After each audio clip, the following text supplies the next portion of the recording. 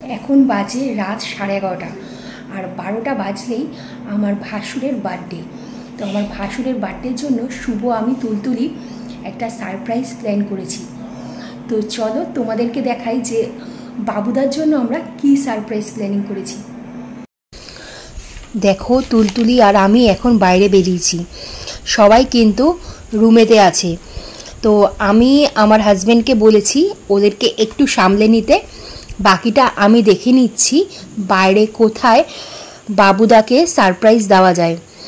তো এই যে খড়ের ছাউনি দেওয়া ঘরটা এইখানেই ভেবেছি দেব। দেখো ভেতরটা পুরো অন্ধকার, তো এখানে লাইট একটা আছে কিন্তু ওটার পয়েন্টটা আমি ঠিক খুঁজে পাচ্ছি না। আর এই কেকটা দেখো, এই কেকটা আমি এখানে এসে এনাদেরকে দিয়ে অ্যারেঞ্জ করিয়েছি। তো আমি এখানকার ম্যানেজারকে বলেছিলাম যে আমাদের গ্রুপের একজনের বার্থডে আছে, একটা কেকের ব্যবস্থা করে দিতে। বলেছিল কেক পাওয়াটা একটু চাপের আছে, বাট উনি চেষ্টা করবে। তো ফাইনালি আমরা একটা ছোট কেক পেয়ে গেছি। আর বাড়ি থেকে আমরা লাইট নিয়ে এসেছিলাম, তো ওটা দিয়েই টেবিলটা একটু সাজাবো। আমি চাইলেই এই প্ল্যানটা পুরোটাই রুমে করতে পারতাম, বাট ভাবলাম আমরা যখন আউটিংয়ে এসেছি আর এই ফ্রোজেন গার্ডেনের বাইরেটা এতটাই সুন্দর, একটু ডিফারেন্ট কিছু করব। তো আমাদের তুলতুলি দেখো এখন জেঠুর গিফটটা কোলে নিয়ে অপেক্ষা করছে কখন 12টা বাজবে। আর এই ঘরটা তোমরা দেখো পুরোটাই কিন্তু বাঁশ আর খড়ের ছাউনি দিয়ে তৈরি। আর এই শেডটা এতটাই নিচে নামানো যে বাইরে দিয়ে কেউ বুঝতেই পারবে না ভেতরে কি হচ্ছে যতক্ষণ না পর্যন্ত সে ভেতরে প্রবেশ করবে। তো ফাইনালি তুলতুলির হেল্পে আমি এখানকার লাইটটাকে খুঁজে পেয়েছি আর লাইটটা জ্বালিয়েও দিয়েছি। লাইটটা জ্বালানোর পর দেখো তোমরা কেমন লাগছে, ঘরটা কিন্তু খুবই সুন্দর। তো এখন 12টা বাজতে 5 মিনিট বাকি। তো জানি না কেমন লাগবে বার্থডে বয়ের এই সারপ্রাইজটা। আমার একটু ডিফারেন্ট সারপ্রাইজ দিতে ভালো লাগে, তাই আমি এরকম প্ল্যানিং করলাম। তো চলো বাইরেটা থেকে ভেতরটা কেমন লাগছে তোমাদেরকে দেখাই। আমরা যখন ঢুকছিলাম তখন তো তোমরা দেখেছো যে বাইরেটা কীরকম অন্ধকার ছিল আর তখন ভালো মতো বোঝা যাচ্ছিল না। তো এখন তোমরা দেখো বাইরেটা থেকে ভেতরটা কেমন লাগছে। তোমরা কিন্তু অবশ্যই কমেন্টে জানিও যে এই সারপ্রাইজ প্ল্যানটা তোমাদেরও কেমন লাগলো। এই যে আমাদের তুলতুলি পাইচারি করছে।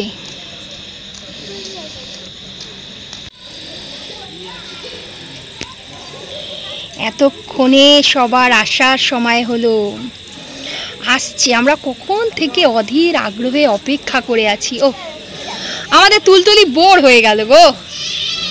বার্থডে বয়কে আগে আনো, বার্থডে বয়।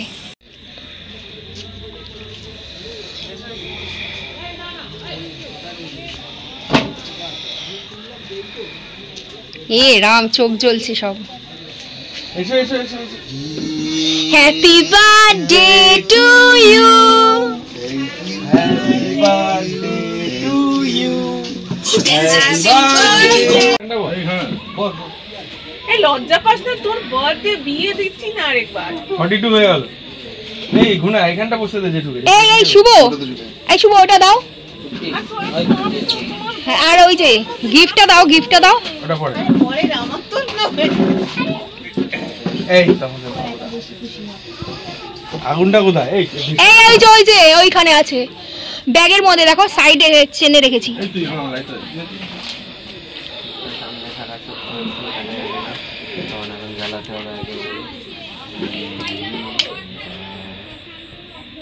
আমি শুভকে বলে দিয়েছিলাম কেউ যদি আমাকে খোঁজে তাহলে বলতে, আমি ভিডিও তোলার কাজে ব্যস্ত আছি। Happy birthday to you.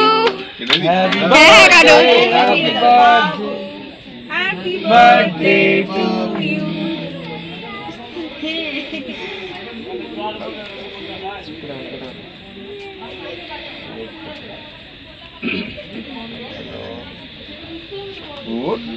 ওট বাবু, ওট একটা ওট।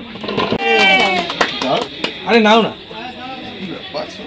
ওইদিকে ওটা দিকে একবার ছাড়তে গেছে খাবার খাবো খেয়ে ওটা খাবে খেয়ে দিচ্ছি। দিখা দিখা দিখা। Thank you.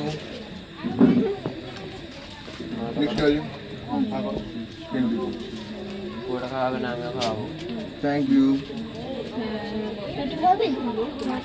একটা দুর্দান্ত কিন্তু মনে বলে একদম পিছনে দিয়ে চলে আমি ভাবলাম বাইরে থেকে বুঝতে পারবে না, তোমরা যদি আশেপাশে থাকো তাহলে বুঝতে পারবে না এতটা নামানো ঝাঁপিটা।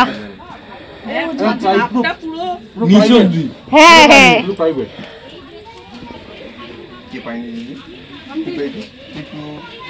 ধরে ধরে থ্যাংক ইউ।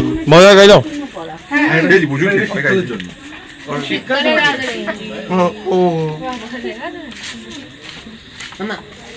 গোল করে বসো। আর তোদের বাদাম রয়েছে আমাদের কাছে, ছোট মাসি পাঠিয়েছে। আর হচ্ছে আর বাবু আমি আনতে পারি, বিনিময় কতটা হয়ে যাবে। এই টি শার্টটা আমরা বাবুদাকে দিয়েছি, কেমন হয়েছে তোমরা জানিও। আর এবারে চলো রুমে যাই, বাকি কথা ওখানে হবে।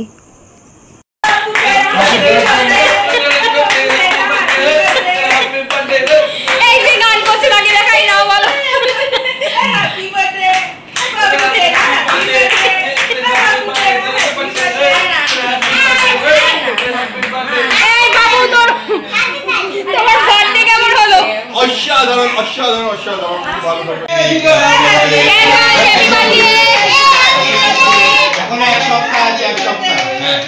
তোমাকে তো আর পাবো না, তাই জন্য এখনই বলে দিচ্ছি। সকাল হয়ে গেছে আর আমরা ফ্রোজেন গার্ডেন থেকে বেরিয়ে পড়েছি।